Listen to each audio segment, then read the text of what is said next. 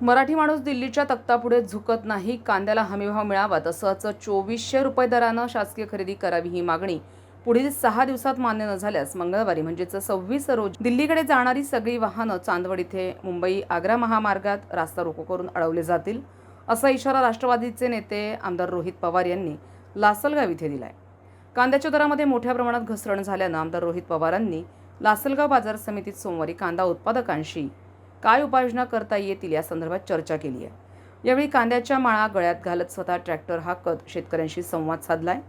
यावेळी खासदार भास्कर भगरे, खासदार निलेश लंके, माजी आमदार सुनील भुसारा, बाजार समिती माजी सभापती जयदत्त होळकर, माणिकराव शिंदे, उपसभापती ललित दरेकर, शिवा पाटील, सुराशे यांच्यासह प्रमुख पदाधिकारी गळ्यात कांद्याच्या माळा घालत बाजार समितीत उपस्थित होते।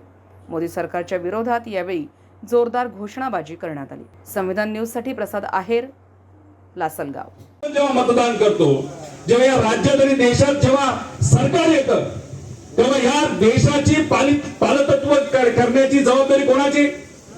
मतदारांची का सरकारची?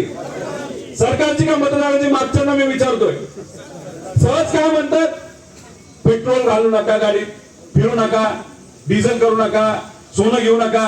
अहो, जबाबदारी तुमची आहे। जशी जबाबदारी तुमची आम्हाला तेल देण्याची आहे, जशी जबाबदारी तुमची आम्हाला पेट्रोल डिझेल देण्याची, तसंच आज आमचा कांद्याचा जो प्रश्न आहे, आम्हाला नका सांगू एक्सपोर्ट होत नाही म्हणून अडचण आली, आम्हाला एवढंच सांगा आम्हाला भाव किती देता, बाकी आम्हाला काहीच ऐकायचं नाही, कारण सरकार तुमची जबाबदारी आम्हाला सगळ्यांना मदत करायची आणि हाच प्रश्न आपल्याला सरकारला करायचा आहे। आणि याला जर उत्तर त्या ठिकाणी नाही आलं तर मग काय करायचं?